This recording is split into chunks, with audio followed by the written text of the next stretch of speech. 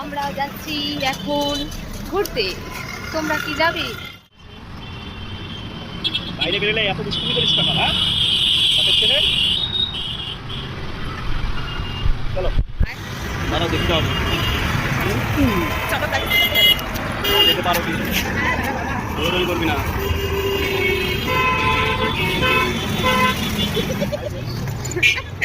বলছি দাঁড়ান, studio finally চলে এলাম।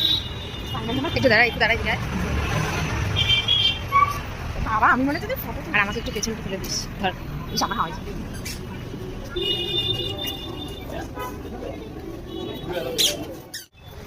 চলে আসলাম বাজার, কলকাতা, শ্যামনগর।